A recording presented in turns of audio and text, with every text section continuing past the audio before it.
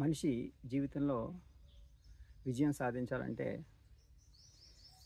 ముఖ్యంగా మన మనసు మీద మన ఇంద్రియాల మీద విజయం సాధించడం మొదటిగా. ఇప్పుడు విద్య అనేటువంటిది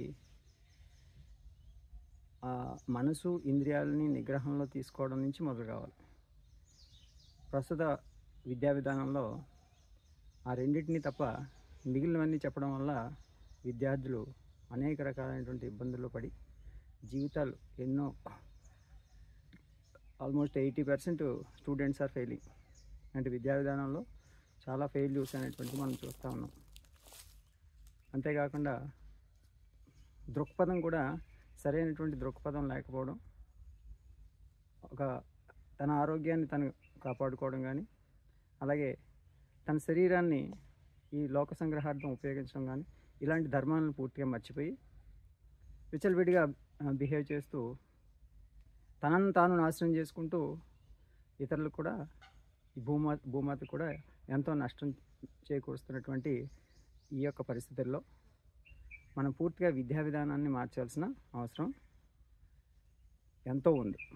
సో దానికి గాను ముఖ్యంగా విద్యార్థి, ఒక పిల్లవాడు కానీ పెద్దవాళ్ళు కానీ ఎవరైనా నిరంతరం మనం చేయాల్సిన పని ఏంటంటే మనసుని ఇంద్రియాలని అదుపులో ఉంచుకునేటువంటి సాధన చేస్తూ ఉండాలి. మరి ఆ సాధన చేయాలంటే ఎట్లా అవుతుంది? కేవలం నిరంతరం ఒక కమిట్మెంట్ తోటి మనం ఎలా అయితే ఈ ప్రాపంచిక విషయాల కోసం ప్రాకులాడతామో వాటికంటే కూడా 10 రెట్లు ఎక్కువ ఇంట్రెస్ట్తో, శ్రద్ధతో సాధన చేస్తే మనసు ఇంద్రియాలు అదుపులోకి వస్తుంది. మనసుని అదుపు చేసుకోవడం చాలా కష్టము. మరి అటువంటి మనసుని ఎలా అదుపు చేసుకోవాలని చెప్పి మహావీరుడు అయినటువంటి అర్జునుడికి, అలాగే శ్రీరామచంద్రుడికి కూడా అటువంటి కష్టం ఎదురైంది. అలాంటప్పుడు గురువుల ఆదేశం మేరకు శ్రీకృష్ణ పరమాత్మ ఇచ్చిన భగవద్గీతలో సందేశం, ఒక చిన్న పాయింట్ మనం గుర్తుపెట్టుకోవాలి. ఉద్ధరేదాత్మానాత్మానం. ఇప్పుడు మన మనసే మనకి శత్రువు, మన మనసే మనకి మిత్రుడు. ఎవరికి వాళ్ళు ఉద్ధరించుకోవాలి తప్ప నాశనం చేసుకోకూడదు చేతులారా అని. ఇప్పుడు అన్ని విధాలా కూడా మనిషి ఆరోగ్యం కోల్పోవడానికి కానీ, ఇతర కష్టాలు పడడానికి కానీ కారణం అంతా మనసు అదుపులోకి లేకపోవడం. ఇప్పుడు విద్యార్థులు చూస్తుంటే ఆత్మహత్యలు చేసుకుంటా ఉన్నారు. మనసు అదుపు లేక అనేక రకాలైనటువంటి మానసిక వ్యాధులతో బాధపడుతూ ఉన్నారు. ఇవన్నిటికీ కారణాలు ఏమిటంటారు? ఎందుకంటే వాళ్ళకి సరైనటువంటి జ్ఞానబోధ జరగలేదు, సాధన లేదు.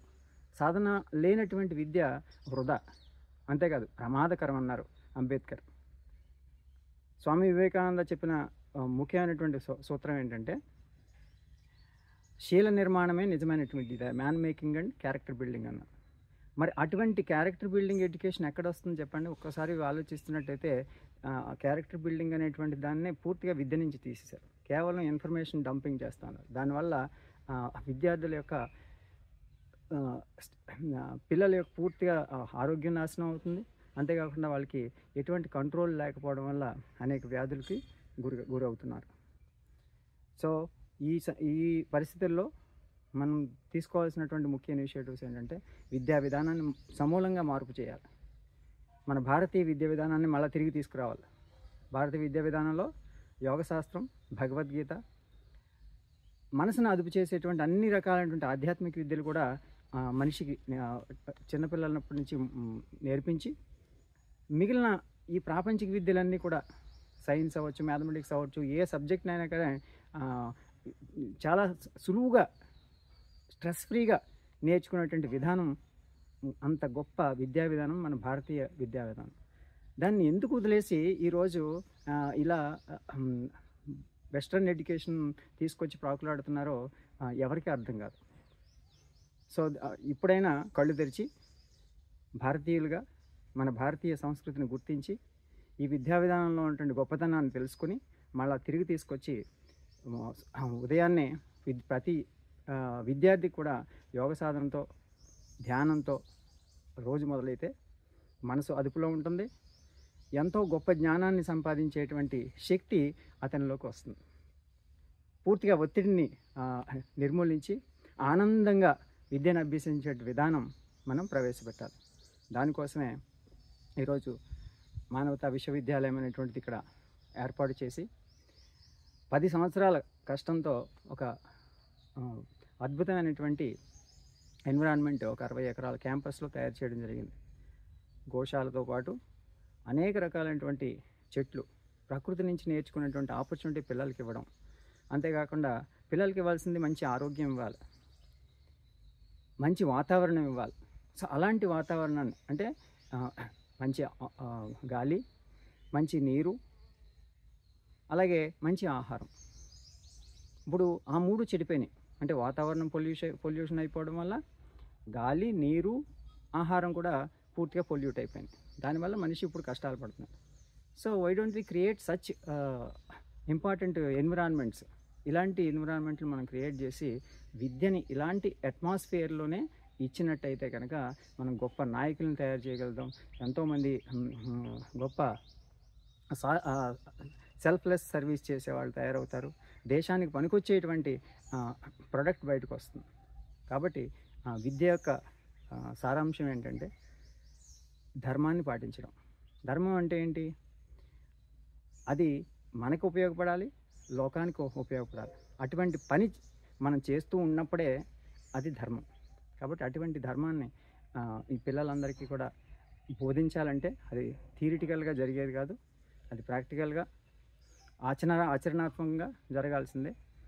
కాబట్టి ఇక్కడ ఈ విద్యా విధానంలో ముఖ్యంగా మొదట యోగాభ్యాసం, అలాగే భగవద్గీత స్టడీ, ఈవినింగ్ అవర్స్లో భగవద్గీత స్టడీ, తద్వారా పూర్తి జ్ఞానాన్ని మనిషి పొందగలుగుతాడు. కాబట్టి అటువంటి విద్యా విధానాన్ని మనం ప్రోత్సహించి తల్లిదండ్రులందరూ కూడా ఇప్పటికైనా మేల్కొని పిల్లల మీద ఒత్తిడి తీసుకురాకుండా ఇలాంటి విద్యా విధానాన్ని అనుసరించడానికి ప్రయత్నం చేయండి. మీ పిల్లలకి మీరు న్యాయం చేసిన వాళ్ళు అవుతారు. అంతేకాకుండా దేశానికి, ఈ యొక్క ప్రకృతికి ఎంతో మేలు చేసిన వాళ్ళు అవుతారు. కాబట్టి మనం పిల్లల్ని కంటేనే సరిపోలేదు, వాళ్ళని సరైనటువంటి విద్యా జ్ఞానం ఇవ్వాల్సినటువంటి బాధ్యత, ఆరోగ్యము, మంచి వ్యక్తిత్వం ఇవ్వాల్సిన బాధ్యత ప్రతి తల్లిదండ్రి, ప్రతి ఉపాధ్యాయుడి మీద ఉన్నది. కాబట్టి ఆ బాధ్యతను స్వీకరించండి. దాన్ని విస్మరిస్తే మాత్రం పరిణామాలు తీవ్రంగా ఉంటాయని చెప్పి ఇప్పటికే ఆల్రెడీ చూస్తూ ఉన్నాం. సో ఇప్పటికైనా మేల్కొని భగవంతుని అనుగ్రహంతో మీరందరూ కూడా ఆరోగ్యవంతులు, ఆధ్యాత్మిక పదంలో ముందుకు వెళ్ళే మార్గాన్ని తెలుసుకొని ముందుకెళ్ళగలరని ప్రార్థిస్తూ నమస్కారం.